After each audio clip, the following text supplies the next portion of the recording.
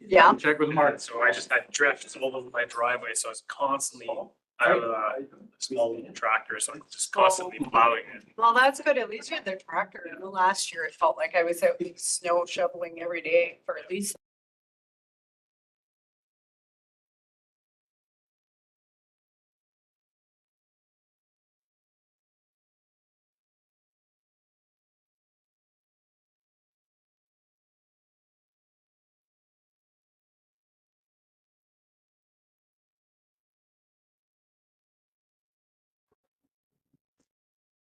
Okay, hold on. Once, yeah, up to Baker. No, I had to hold my breath and cross my fingers across. Hello. It worked. That's the trick, is this? Can you hear us? I can. Tonight we'll get our revenge. This is fine. We better get our revenge. We'll show them. How are you? Yeah, I hope. That's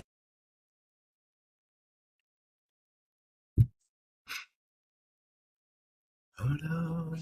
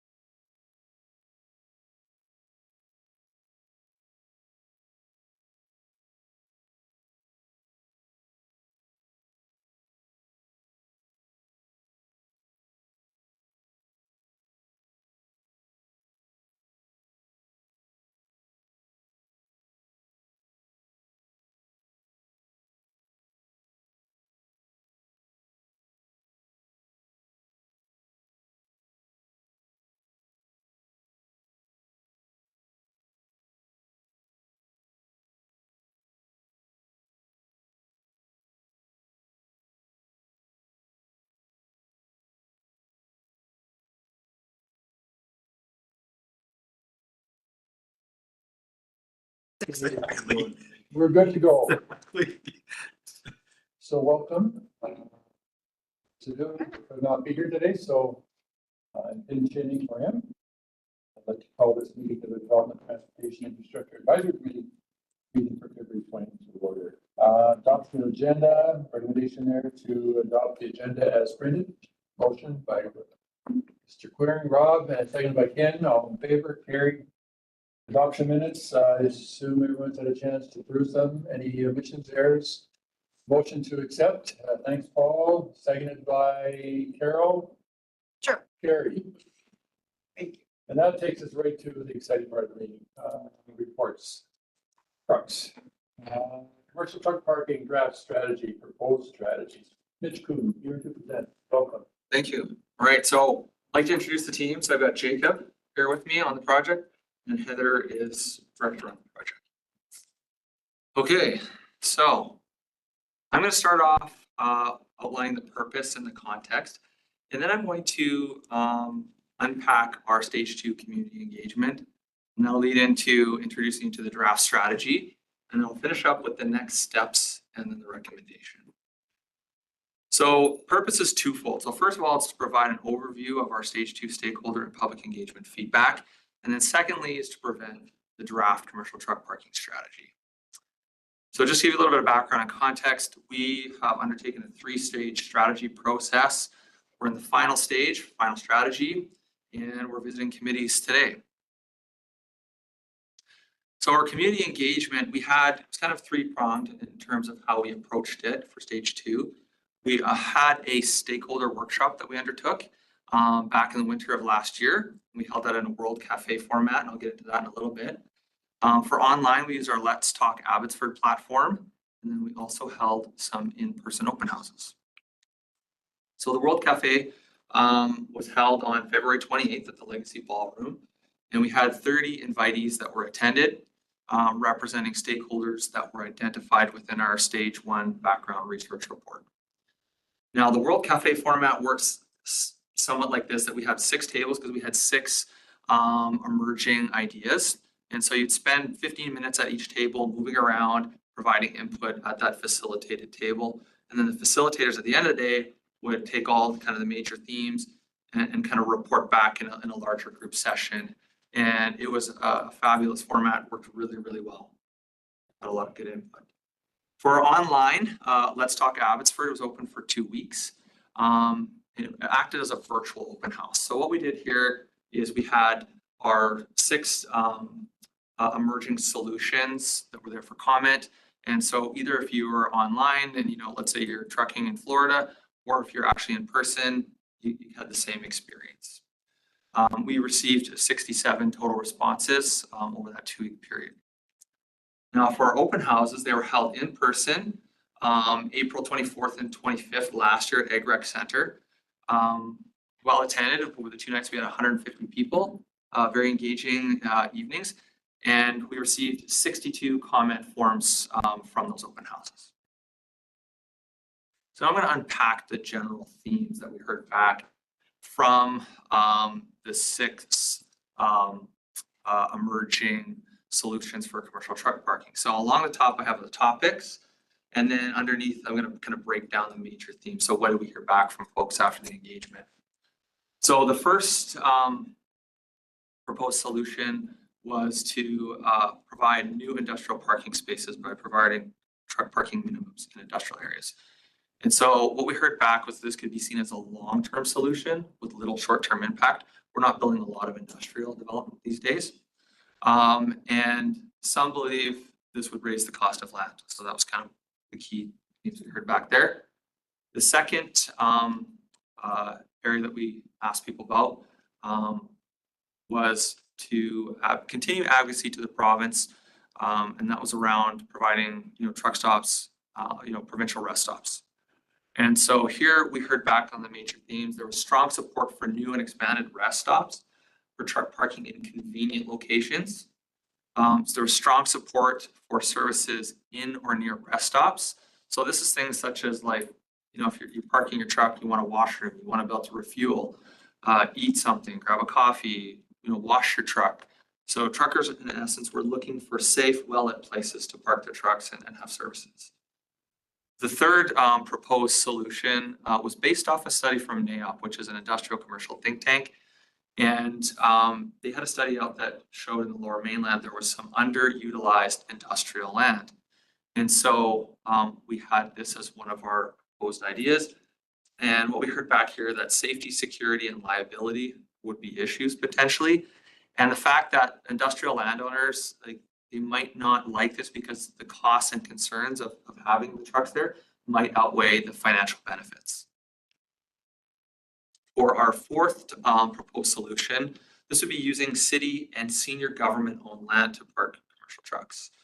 Here there was mixed support for this solution, and there was some opposition to using city-owned land because it was seen as subsidizing the trucking industry.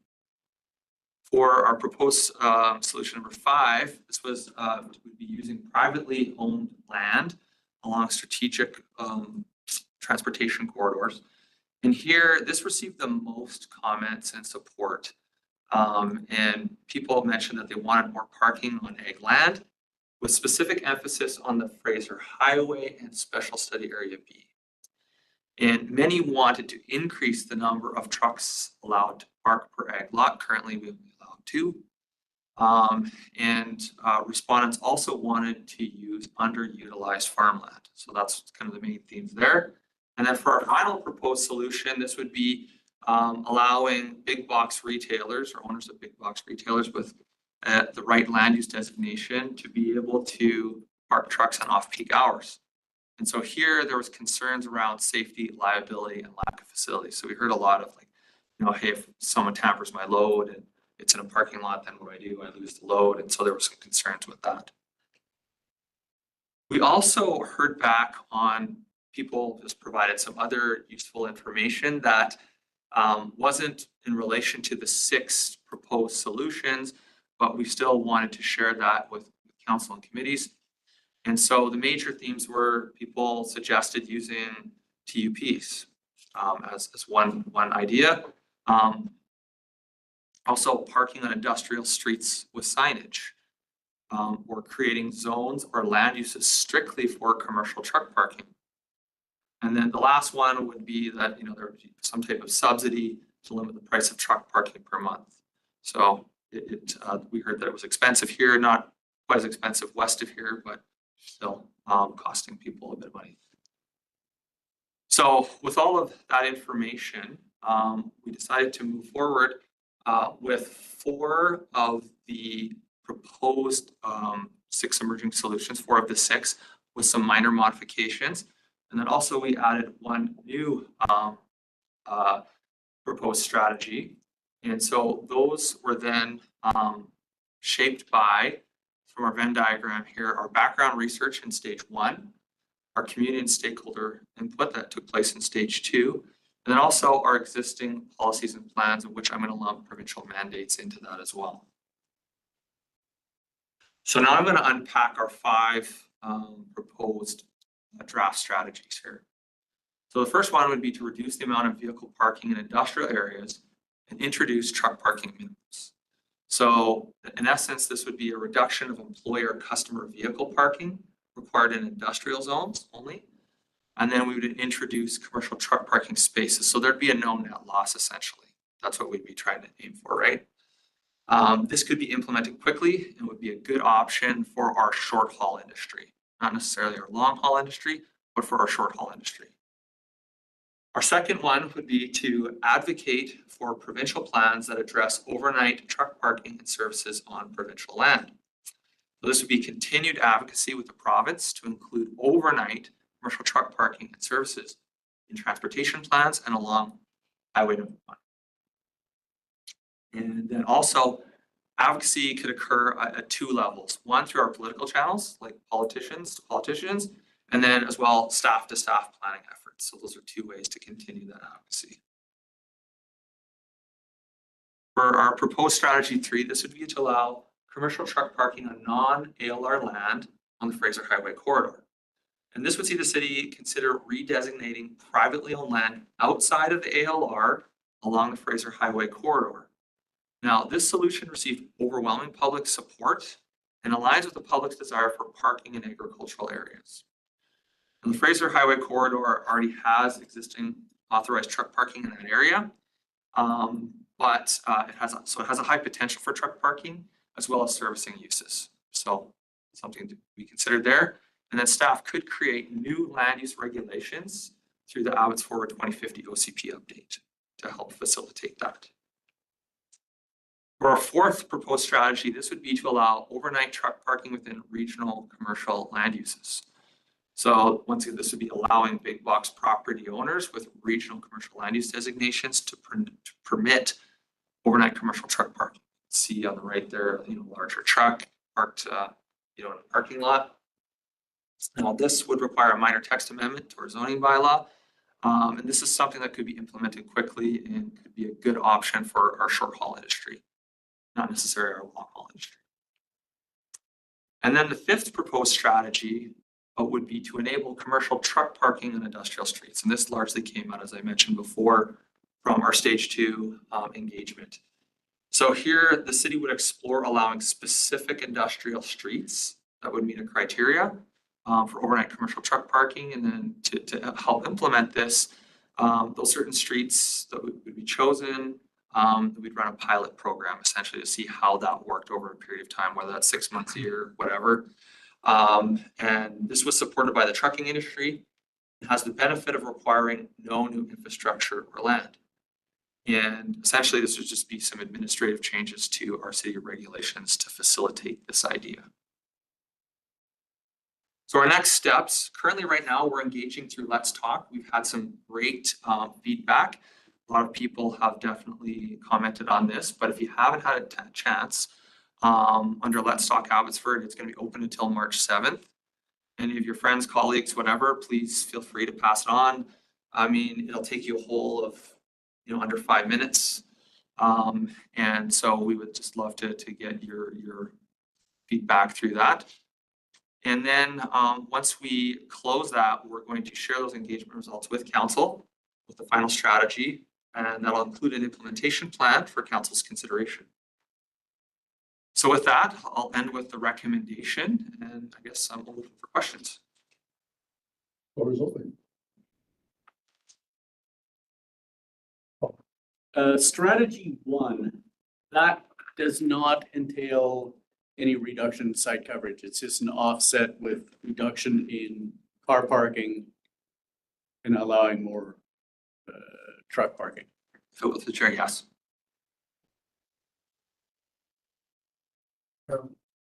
Just wondering if there's been any conversations or thought about conversations with the province in regards to some of the trailers that are parked in the rest stop areas. Like, how does that interact with the commercial trucking industry discussions around parking? Yes, if I may through the chair, I mean, it's a jurisdictional piece, but as they have been moving forward with some of the rest stop areas and some of the work they've done, obviously they've had to have conversations, and the province has been involved with that cohort per se. Being in the provincial jurisdiction, it'd be up to the province to kind of spearhead that, because we don't really have any jurisdiction as a municipality, but definitely something that is an issue. And if you look south of the border, I'm sorry that you don't have to bring this up, but a lot of truck stops there have other uses, like let's say coffee shops or things like that. So it's kind of like eyes on the street, help kind of maintain some of that. So I think that's one of the things that we mentioned there, some pushing for some of those types of uses in those areas, because as society's changed a little bit, it's not 1950 anymore. There are different considerations that would have to be made for that type of a operation. But yeah, great question.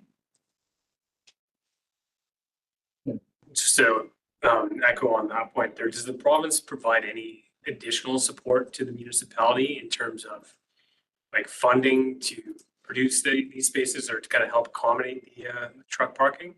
And what's the province's role with the city in trying to promote this?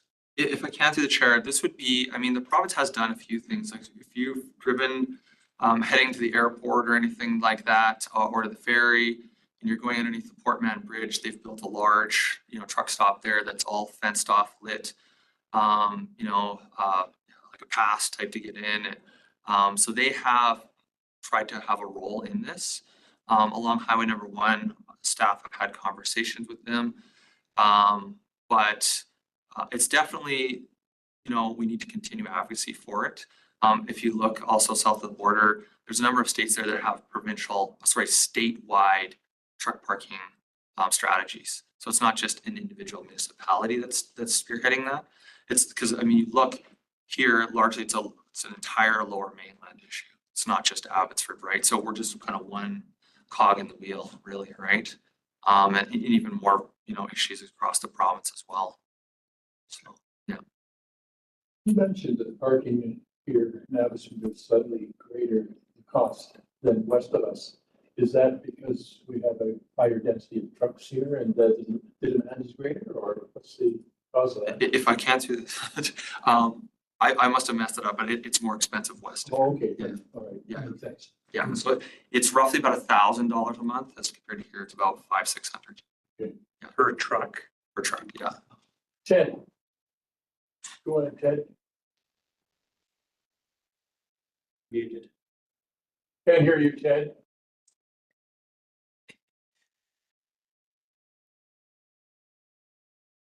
Unmute. There we go. How about that? Yeah. Yeah. Okay. Are we talking like 6 p.m. to 6 a.m. parking time slot for starters? Is that what you're looking at? Sorry, I think I missed the beginning part while you were talking. So if you could just reframe that question for me. Okay. For starters, I just wanted to understand, first of all, the time period we're talking about. Are you talking parking vehicles, let's say between 6 p.m. and 6 a.m.? For which strategy are you referring to? for any of the trucking parking strategies? Um, Is this overnight or could be any time at all? We're looking at, for most of them would be overnight, right? So if it's a private thing, let's say on the Fraser Highway corridor, I mean, obviously that truck park there would kind of set their own hours. But for, provincial stuff, it would be overnight. If it's, and they would have to kind of dictate that. If it was, let's say, a big box store, that would be kind of more their jurisdiction as to what their off-peak hours are, right?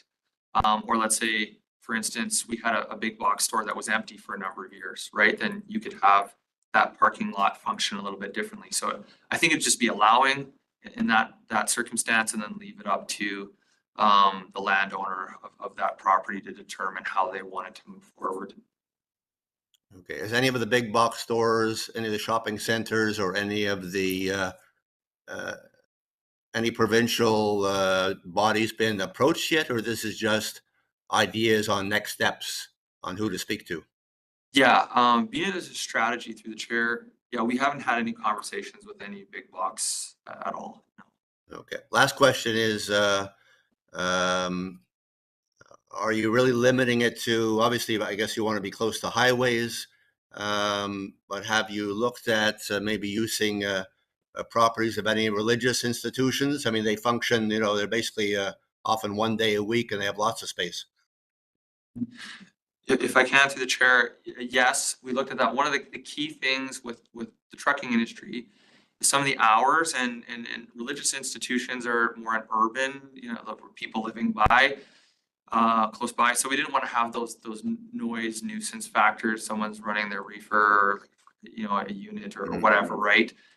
To cause kind of nuisance issues. So having them in industrial areas was a focus. That did come up in conversations with folks, but yeah, we wanted to keep that nuisance away from, people having to wake up at 2 a.m. to hear someone's truck go off. Right. Okay. Thank you. I just want to quickly add to that. The next item on the agenda is the OCP update. If you hear more about churches and places of worship and some development opportunities. Great, thanks. Go ahead, Rob. I don't think I heard in any of the options, parking our local First Nations lands, which is adjacent to the highway. I know every year I see another building going up or another gravel being loaded under there. Is that one of the options is to use, or are they interested in using their lands for hosting something like this? If I could through the chair, we tried to stick with jurisdiction. With our land? That we have control over, yes. On the Mitch, on the issue of parking on our industrial streets, will the city be looking at certain hours, or would that be open as well, all day and night? If I could through the chair, we are going to be sitting down with our transportation friends to be able to work through some of those implementation pieces. And so what would the hours be, and sight lines, streets, what type of streets, so we'll be working through those details in the implementation plan. Okay. So, yeah. Any other questions, comments? All right, seeing none, thank you. There's no recommendation. Oh yeah, there is, sorry, the other one doesn't. So the recommendation is that this committee supports the draft commercial truck parking strategy as generally presented in this report. Is there a motion to that effect? Again, second it? Rob, thank you. Anyone opposed? All in favor? That's carried. Thank you. Next report, we have Ron Perry here, the official community plan update. Abbotsford to 2050. Almost said 50. Right. Thank you, Councillor Lowen. Good afternoon, everyone. We have just one person online. Is that right? Two. Okay, great.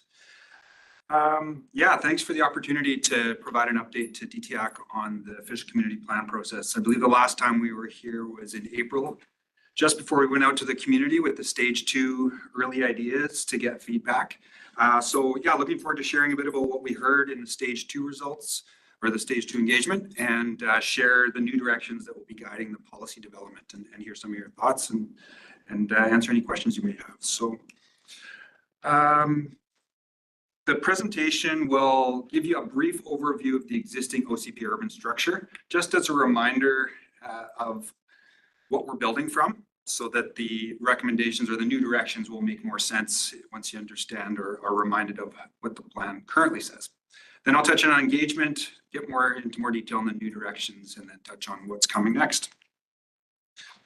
So it's important to keep in mind that we're planning for the next 25 years and a future population of about 250,000. How soon we get to 250,000 really depends on a lot of factors. Pop growth has been a big fluctuating factor nationally and provincially and even locally. So yeah, but the main point being we're looking at the long term, and we're looking at opportunities to update the OCP that builds on the successes of the existing plan, but provides improvements that are considering today's planning context. So the slide you're looking at here shows most of the city looking from the south. The white line is the city boundary with the US border at the bottom of the slide. The black line is our urban development boundary. And you'll see we really have two distinct planning areas within the city. We've got the urban core within that black line area, and then we have our farming areas that are 72% of the city's land base is actually within the ALR. So a huge part of our local economy, community identity, and land base. In 2022, we completed the Ag Refresh process, which updated all of the city's OCP policies and zoning regulations for that area in green, which allows this OCP update to really focus to shift that focus back to the urban area. So we won't be talking much at all about the agricultural areas. It'll be very much about that area within the black urban development boundary line. So just to set a bit of context about the existing plan before we start talking about what opportunities there might be for improvement, I wanted to talk a little bit about the urban structure. More specifically, the OCP aims to focus 75% of new residential growth in mixed-use centers and existing neighborhoods, with the most intensive growth in the urban core. 25% of the city's long-term growth is anticipated in new neighborhoods, such as the recently completed McKee neighborhood plan and the Augustin neighborhood. The city center is envisioned as the heart of the city and the center of public life, and it's expected to evolve into the most intensive redevelopment area within the city with a diverse mix of uses, including opportunities for high-rise and employment uses. And it's a key destination along the primary transit corridor, which is the real backbone of the city's growth plan, shown in the blue line there. Further to that primary transit corridor and secondary to the city center in terms of scale and intensity are the city's 4 mixed-use urban centers connected by that primary transit corridor. Together, the city center and urban centers are envisioned for the most redevelopment and intensification of uses within the city. This is then supported by infill areas which go beyond that urban core. The existing plan envisions these surrounding neighborhoods for increased gentle infill of smaller lot, single detached dwellings, duplexes, and detached suites. But I will come back to this later in the presentation because some of the provincial changes have really impacted what the vision is for this area, and we're needing to rethink that. Further out, we have large areas of existing neighborhoods characterized by single detached dwellings and secondary suites. And these areas are supported by neighborhood centers. We have 14 of them throughout the city. These are secondary to the urban centers in terms of scale and intensity and play a very important role in serving the local daily needs of residents. Hopefully in the long term, these become the walkable local centers people go for their daily needs instead of having to hop in the car to get to some of the necessities. And of course, the northeast part of the city are the last areas of the city where new neighborhoods are being developed, and this will be guided by the recently completed McKee neighborhood plan. Another critical component of the urban structure are employment lands. We know with residential growth, if we want to maintain short commute distances and local jobs for our residents, we need to make sure we have the employment lands to do that. So these areas are made up of mixed-use centers, commercial areas, industrial lands, and of course the surrounding agricultural lands, which are not shown here, but you saw on the earlier slide. So as I mentioned, recent provincial housing legislation changes are a major consideration we need to keep in mind for updating the city's urban structure policies. One significant change relates to Bill 44 that was passed in 2023. The city is now required to allow up to 4 units on all lots previously restricted to single attached dwellings or duplexes. Council did pass zoning bylaw updates last spring in advance of the legislated deadline, but we're now have this opportunity to look in more detail as to how we may further refine those regulations and those permissions. So the legislation is broad reaching. It's impacting about 22,000 lots within the city, some of which are shown here in yellow. It also affects some lots that were actually envisioned for higher densities, such as in our city center and some of our urban centers. So it's not just adding this new permission to single attached lots, it's adding it to lots that were designated for something even more, which creates its own unique challenge. So the city's taken that interim step to meet the legislation, but the OCP provides a great opportunity to look at further policy changes with the community and council and to consider how the OCP best responds to this new legislation. So I did touch on this in the last presentation, but it's worth reminding the committee. When we looked at the existing OCP that was adopted in 2016, we wanted to understand how it was progressing. And overall, it's working well. It's exceeding the growth targets of the urban core and the existing neighborhoods. And with the McKee neighborhood plan finished, we expect to see progress towards the growth targets in this area as well. We're also seeing good progress towards more commercial in our mixed use centers. So targeting it to some of the walkable areas where people may not always need to get into a car to go do some shopping or see their doctor. And we're very encouraged to see that Abbotsford's housing options have been diversifying significantly since 2016. So this looks at council approvals within that 2016 to 2022 time period. And you can see the vast majority of the new residential uses being permitted are in, or pardon me, being approved are in either apartments or semi-detached and attached units with very few single detached lots. So with that context, I'm going to switch gears to the OCP update itself. As we chatted about in the last meeting, this process is guided by a 4-stage or 4-phase process. We're now in stage 3 of preparing new policy. And the next few slides will provide an overview of the stage 2 new directions report that was released in late November when it was received by council. At the same time, council directed staff to work with those new directions to prepare more specific draft policy.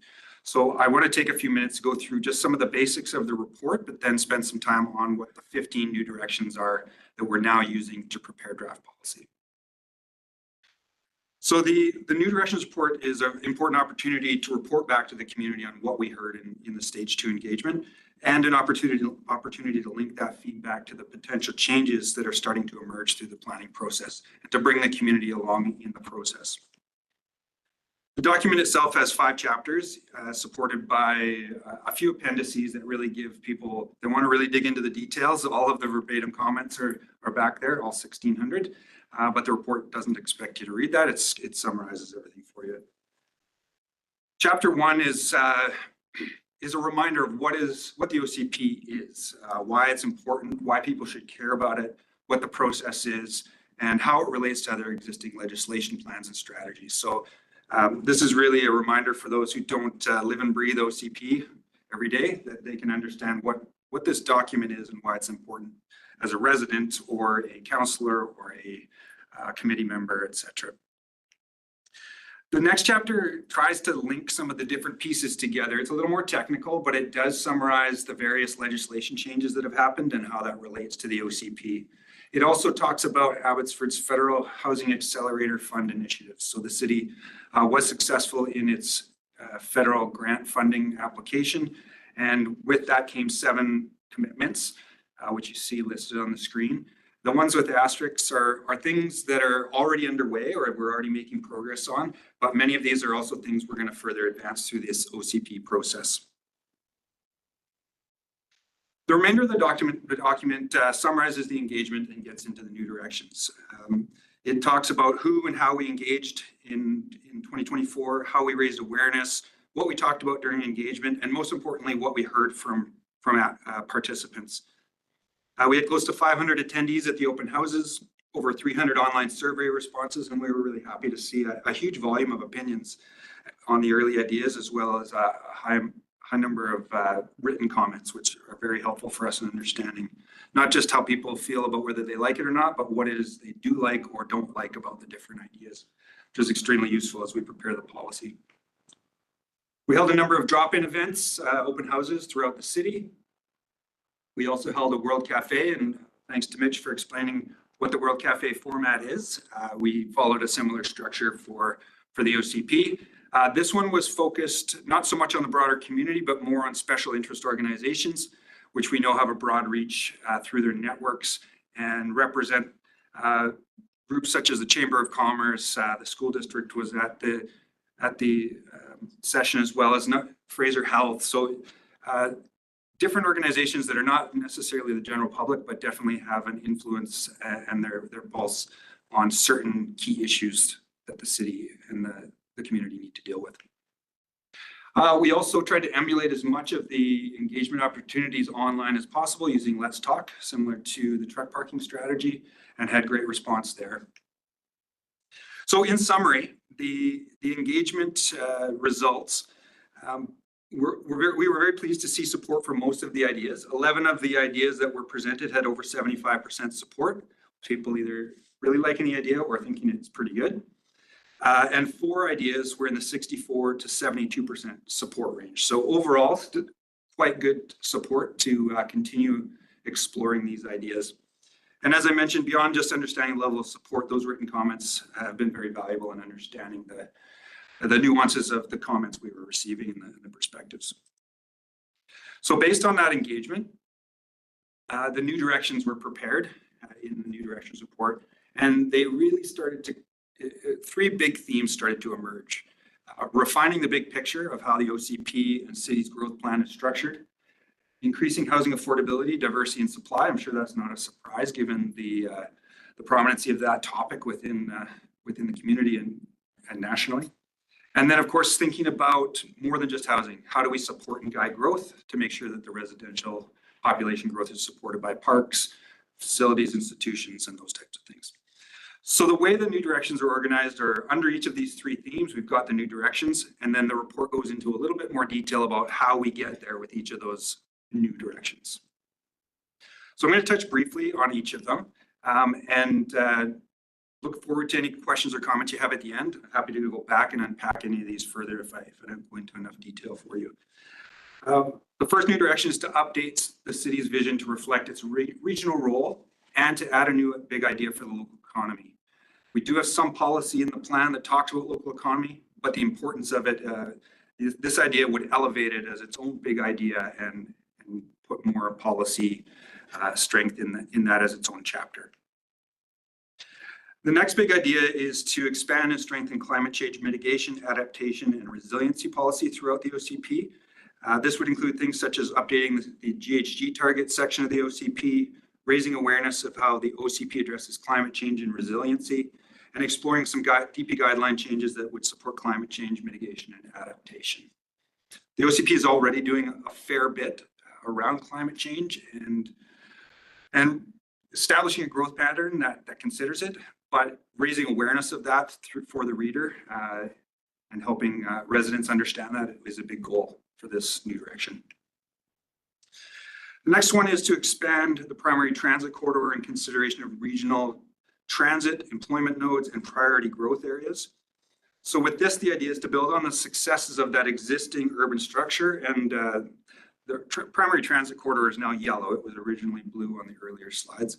But this idea looks at extending the primary transit corridor from Clearbrook, the Clearbrook Urban Center, out to High Street, recognizing that with Fraser Valley Express, we have a regional transit connection that takes you out to SkyTrain that you can hop on at High Street, making it an important node to get further out into the region or from the region to Abbotsford. We're also looking at exploring Clearbrook Road and Marshall Road as a high priority transit corridor that links the hospital and large core area residential population south of Mill Lake. Moving to another component of that primary transit corridor, back to the urban centers. Our current OCP policy allows up to 6-story residential mixed use in each of these urban urban centers. The idea of exploring density bonusing to contribute to affordable housing fund, but also provide more flexibility for development along transit is one of the ideas being explored here. So density bonusing at urban centers to go beyond that 6 stories. We do know there's going to be flight path implications for certain areas, parts of the U District, Clearbrook, and possibly High Street. But that's something that would have to be considered when development comes forward. Another component or new direction we're looking at is looking at the height limits and uses between historic downtown and city center, as well as Clearbrook Road. These areas are low density, 1 to 2 story secondary commercial corridors at the moment. This new direction an idea considers looking at opportunities for 6-story apartment or mixed use along these primary transit corridor routes. This will likely help spur reinvestment along Clearbrook Road, that gateway to the city. It'll also help strengthen the link between the city center and historic downtown. Looking a little further out, the neighborhood centers that I had mentioned earlier, this new direction looks at increasing the height limit of local serving mixed use neighborhood centers from 4 stories to 6 stories to improve viability of these centers. They become really important destinations for these neighborhoods, but we're not seeing a ton of reinvestment in these locations. And increasing the development viability is one way to start to see further investment and expanded retail and services in these areas for those local communities.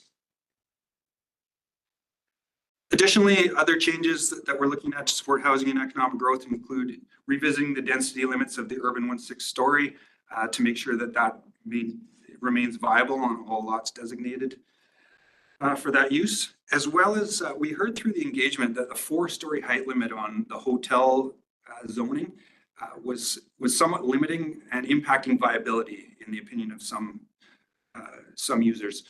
So that's something we're looking at in some key gateway areas, is potentially thinking about increasing the height limit for hotels from 4 stories to 6 stories to help provide that important service within the city.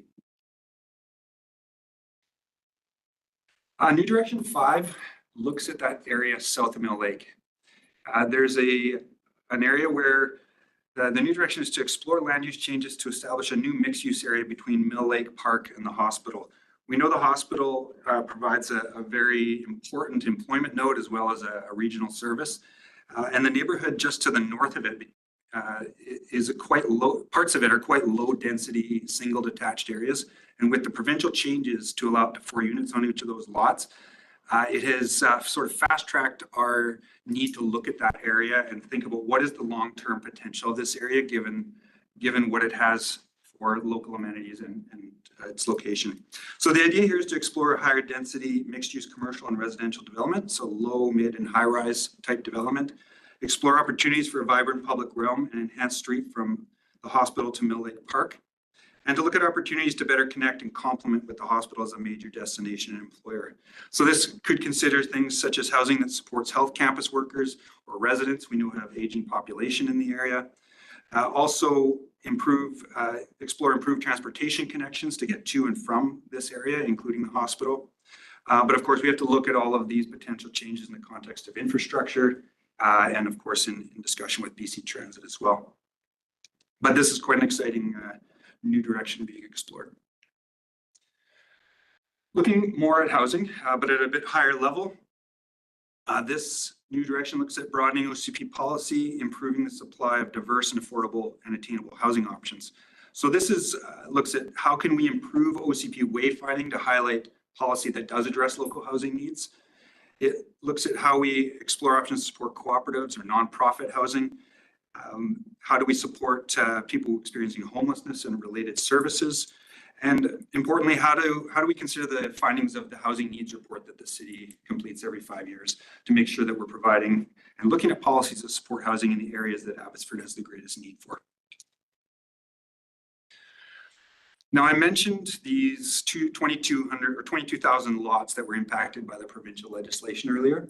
And you'll recall I did mention there has been a zoning change made in June. Was a zoning change made in June that did meet the legislated requirements, but we're now taking the opportunity through the OCP to look at what might are there opportunities to improve that and be a little bit more nuanced in certain parts of the city? So what has emerged is you'll recall the previous map was all yellow. This one is really showing you that there are really three key areas that have emerged where there are likely opportunities to think a little differently about the small scale multi-unit housing. So the first area is further out. This is our urban 4 and urban large lot areas. So the idea here is to expand the small scale multi-unit housing options in the urban 4 detached and urban large lot residential areas, looking at more flexibilities for typologies such as garden suites, duplexes with suites, starting to think about revisiting the maximum size of accessory units, so the size of suites or garden suites in consideration of property size. And then also giving some thought to what is, in this new context, what is the appropriate subdivision size? The way the zoning bylaw was written for subdivision previously really was thinking about a single detached dwelling with a suite. We're in a different context now, trying to accommodate up to 4 units. Moving a little bit closer in, this area is part of the original urban 3 infill area that I showed you. It's an important area for growth and housing diversity, but we've noticed that in the urban 3 area, there are really 2 distinct areas. There's this periphery area, and then there's a core area, which I will show you in a moment. So the idea for this area is to enable larger units, more flexibility in typologies, think about how we minimize parking in front yards to maximize street parking, trees and active frontages.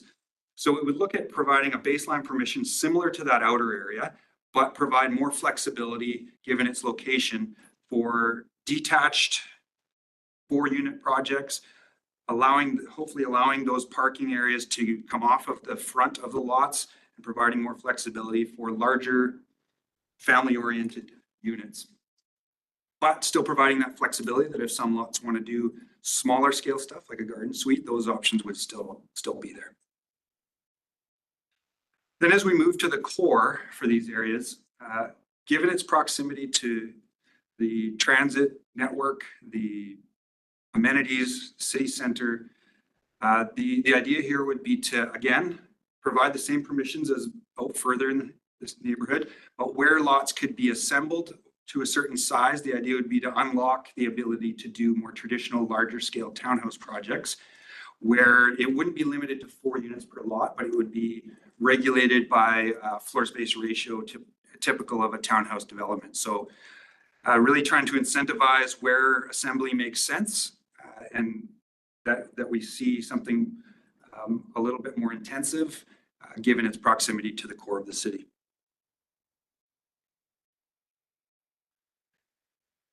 Another important consideration includes thinking about our main corridors. So a lot of the lots I showed you on that map, many of them are along major corridors such as arterials or collector streets that are trying to serve many purposes, including bike lanes, transit. Many of those streets don't have on-street parking.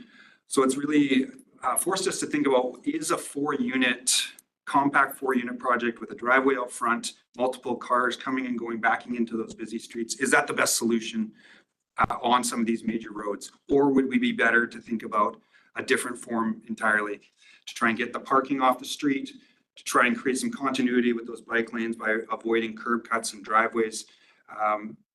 Even simple things like how will garbage be collected? If you try to imagine driving down some of these main arterials with garbage bins out front while there's a bike trying to pass in the bike lane, it gets pretty messy pretty fast. So we're trying to strategically look at where it makes more sense to think about apartment and townhouse. Shifting away from SMU, but still with housing, SMU being the small scale multi-unit housing. New Direction 10 looks at exploring opportunities for place of worship sites to contribute to the supply of non-market housing. We know that we have about just under 50 place of worship sites within the city. A lot of these have been under long-held ownership. They're very large sites. Some of them may be looking for reinvestment in the place of worship facility. This is starting to look at, well, there is often a dual mission. A lot of these institutions have a mission to support the community. We do know that there's certain parts of the housing market that are difficult to deliver because they're not market driven or they need subsidy. So this may be an opportunity to explore what's possible on some of these place of worship sites. So for example, you could have on the left a completely new building with an existing place of worship. On the right, it could be a place of worship that's aging and needs to be reconstructed that could add housing above, or some combination thereof. So this is really about opening the OCP to the idea of rezonings to permit these. They're really going to have to be considered on a case-by-case basis based on what type of non-market housing it is, how will parking be dealt with, a number of factors. But it's an exciting opportunity to think about those 49 properties throughout the city where some of them might be appropriate for this type of use. Now, we talked a lot about residential. This gets into our third category of supporting and guiding that growth. So new direction 11 is to think about improving policy guidance for new institutional uses such as schools, campuses, and places of worship. Of course, we've got the school district as a big stakeholder in this process, and keeping them apprised of what's being explored. But we also see applications for private schools or expansion of campuses or new place of worship sites. So this is really about thinking about what is the criteria that we can help council with it through the OCP to start to make decisions about where these facilities may be appropriate or not, and some of the considerations to think about when these are being proposed. Local economy, this is a very important piece, and I touched on it earlier with a new big idea. With residential growth, we need to have jobs keep pace with that residential growth. So this new direction looks at exploring and affirming OCP policies and land use changes that support job growth and the local economy.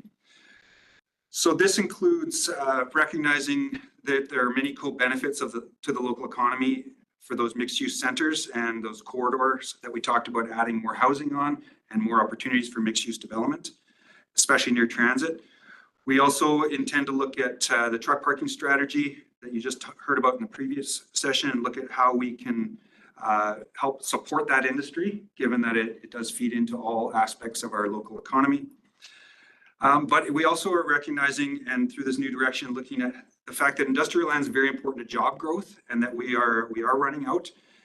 And this new direction looks at strategically considering the citywide implications of OCP land use directions that involve ALR land and potential exclusion, and to really reaffirm the special study area A and B, which are currently identified as areas to explore future employment lands, that this OCP update is proposing through this new direction to stay focused on those two areas. Agri-tech is something that is not directly mentioned in the OCP today, but it is something we would anticipate adding to special study areas A and B as a potential employment generating use that could be explored. Shifting to park space and open space, the OCP anticipates through this new direction to review and update park and open space OCP directions in the context of new land use and growth patterns. So where are we seeing more growth occurring or being planned for, and how do the parks policies respond to that? Likely more of that work will be done through strategies after the process, but we're thinking about how the OCP can start to set some of the framework for that. Similarly, the OCP includes existing tools for guiding development near steep slopes, hazards, and natural areas. We do have development permit guidelines that helps integrate development in these more sensitive areas. And we're looking at updating the development permit areas for these to improve clarity, specifically through the mapping, and considering the benefits of identifying a more precise area of application to create efficiencies in the application process and really focusing on the areas that need that closer look. We're looking at centralizing environmental and watercourse protection tools within the OCP in the context of the provincial riparian area protection regulations, and looking at updates to development permit guidelines and exemptions for natural areas and development permits near steep slopes.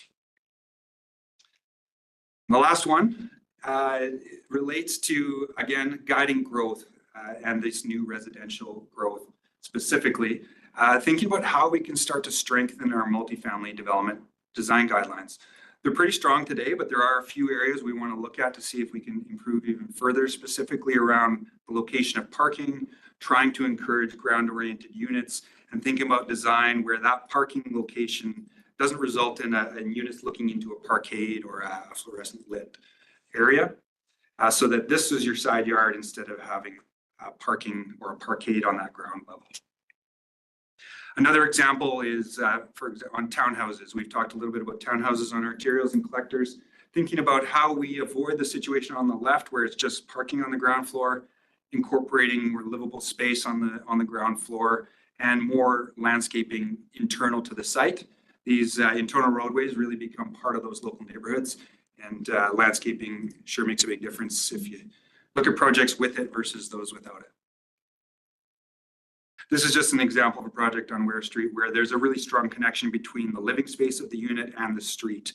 And we're thinking about ways to continue to strengthen and encourage that relationship and that design. So that's the 15 new directions.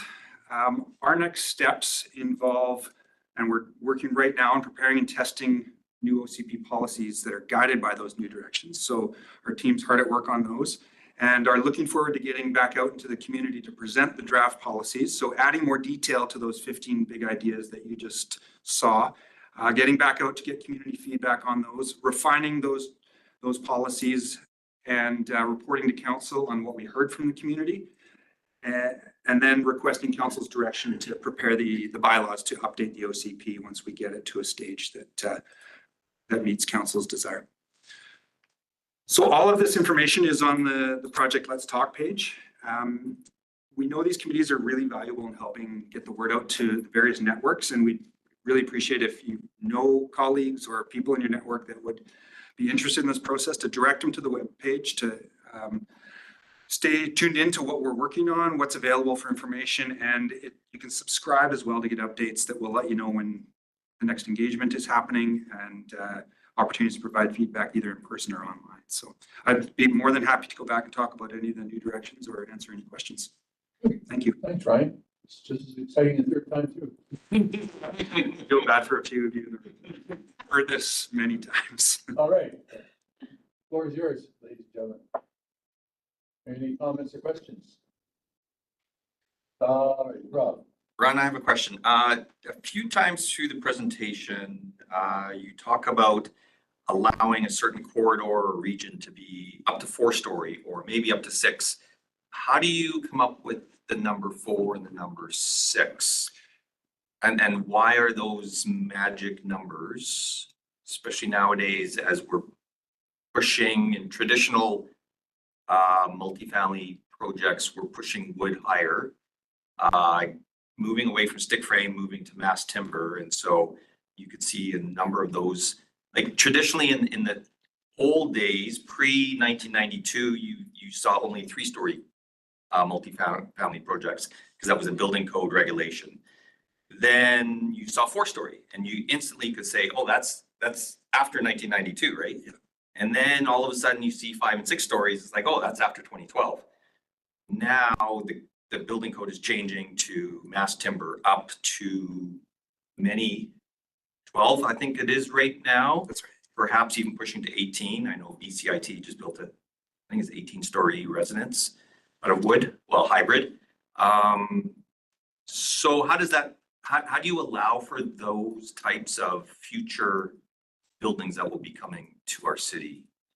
Yeah, excellent questions and observations. The 6-story product, we're seeing a tremendous amount of success with that in Abbotsford. A lot of the projects you're seeing built in the city center and throughout the city are that 6-story wood frame. And a lot of that was opened up with the change to the building code and then the plans responding to that. We're also looking at what is the potential of the city center to go beyond 6 stories, as well as those urban centers that I mentioned. We do know that once you're past 6 stories, you are getting into a different technology.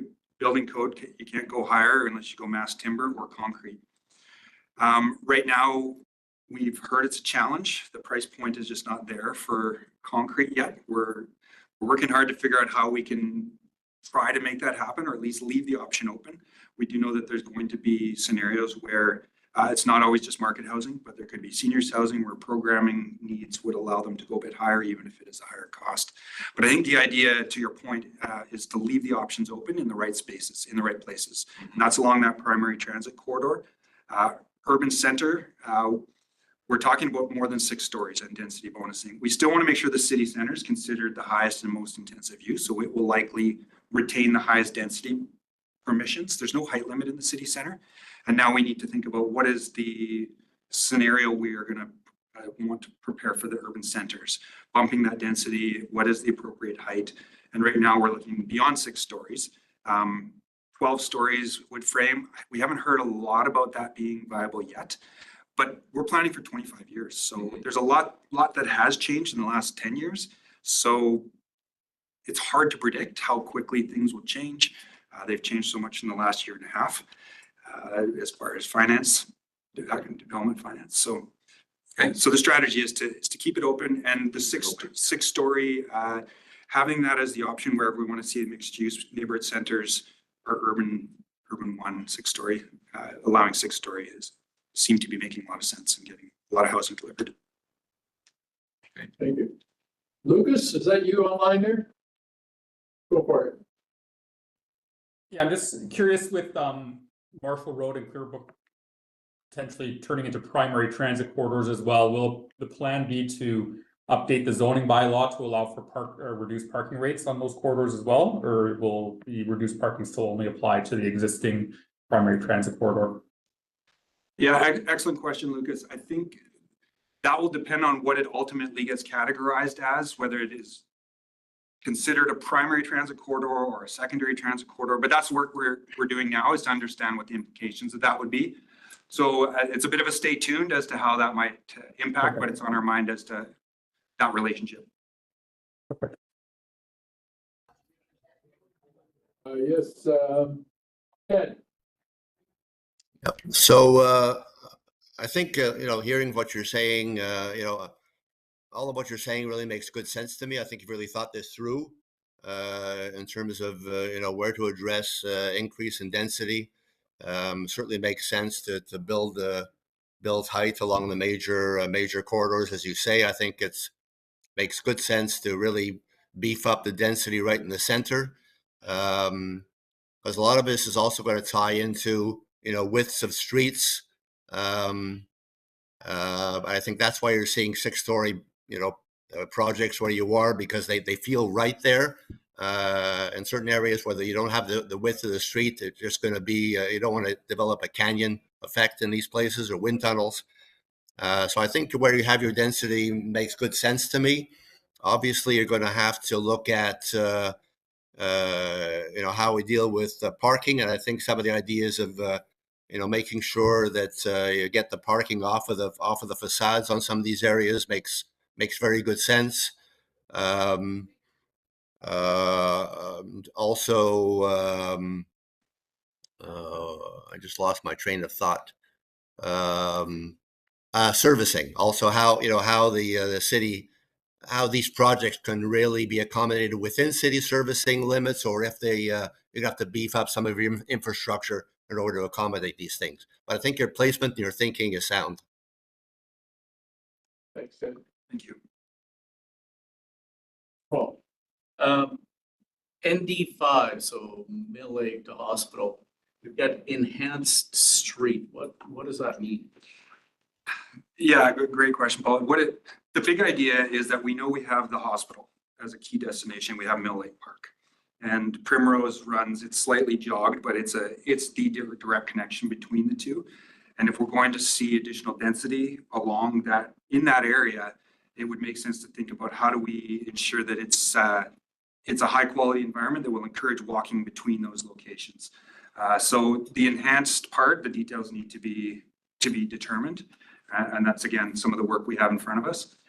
But the idea is really thinking about a different experience going from the hospital to the park than a typical street. More multimodal, more pedestrian oriented, of course, accommodating vehicles too. Okay. Yes. A couple of things around the hospital. Parking is already an issue in terms of staff and people attending the hospital. So multimodal sounds great in terms of accessing that area. I also was wondering if you could expand a little bit on conversation around policy changes around steep slopes. What are you guys thinking? Yeah, some of the main ideas with the steep slopes is we have quite a coarse mapping right now, which captures a lot of areas that may or may not actually be a steep slope. So it's really trying to refine that with more current data. And then thinking about, are there certain circumstances where we're requiring these permits where it's something that shouldn't necessarily be triggering a permit. So it's really thinking about how do we spend the time on the areas and the permits that are most important from a steep slope perspective.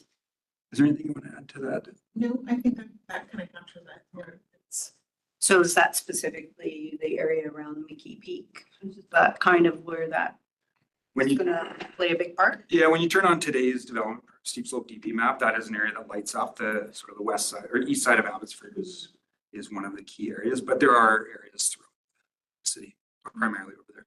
Thank you. One question, you're talking about the industrial lands, like the area A and B. Those areas I believe are still in the ELR, correct? That's correct. Most of those. That's right. So how confident are you guys feeling that that might be removed to help accommodate some of the industrial? Like, are you getting cooperation from, I guess not even the province, it's ALC, but is that even going to be viable for the city to expect that can be developed into industrial?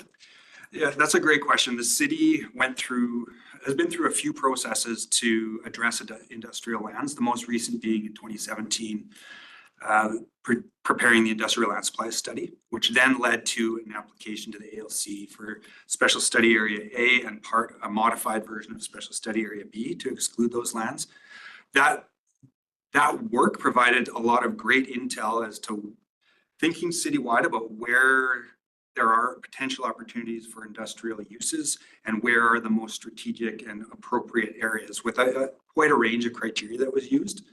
Everything from topography, environmental areas to access to transportation, et cetera. All of that led to the application to the ALC, which was denied in 2017. But those areas still remain, based on the work that the city has done to date, as the most appropriate from an industrial lands perspective to continue focusing on. So I can't speak to when or how successful a future initiative would be.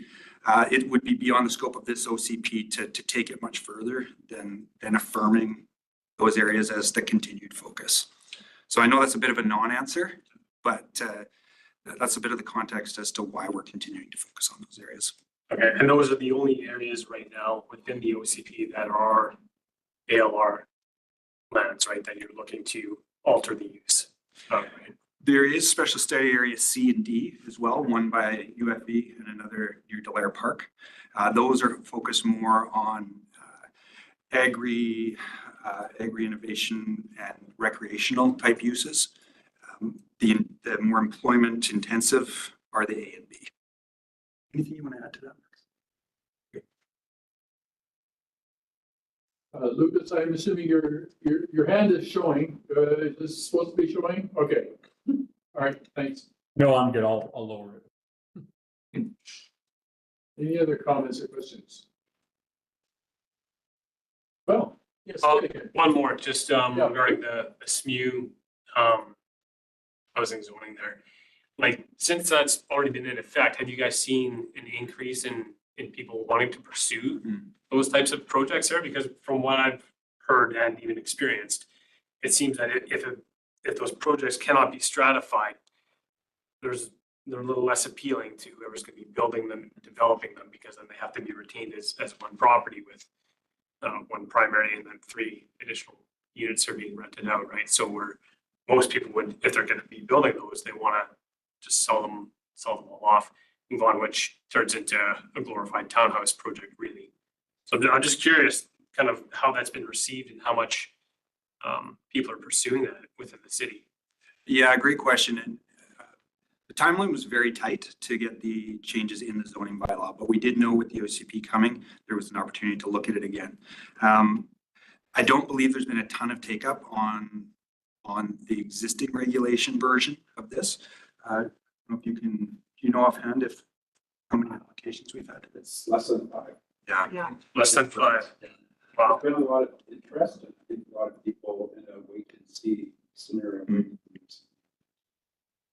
But then really to your point, nothing to stratify it is it's a hindrance to close the festival. Is there any consideration to change that? The short answer is yes. Yeah. We are in that core area, looking at options for potential stratification, as well as what the options might be in the areas further out. Maybe not the same type of stratification or extent, but we're thinking about it. We've heard that message throughout the OCP process, that is a really important element to making some of this work. So it's on our radar. So just for clarification, you're talking about what you can do in Vancouver right now, where maybe you've got an old big house and you convert it into 4 separate suites and you can actually stratify that kind of a concept? Potentially, yeah. We know there's some building code challenges with the conversion side of it. But yes, in some areas that's something we're taking a look at, is to see if in areas such as the core area where I showed the blue with the two separate buildings with the driveway in behind. For example, we would be looking at whether it would be appropriate to allow stratification in that type of scenario. Thank you. In your SMU mapping, you've got 2 colors in there. What's the reflection of that? Are those the little city centers you've got in those areas, or? Can I just take a peek at which Yeah. one you're looking at? Oh, in the outer area. Yeah. Yeah, thanks for asking that question. So Paul's talking about the periphery, the urban 4 area, sort of around the outer parts of the city. That's our urban 4 designation, and then the small pockets are urban large lot, which are slightly bigger. Oh, okay, got it. Those, we're really looking at those in a similar manner.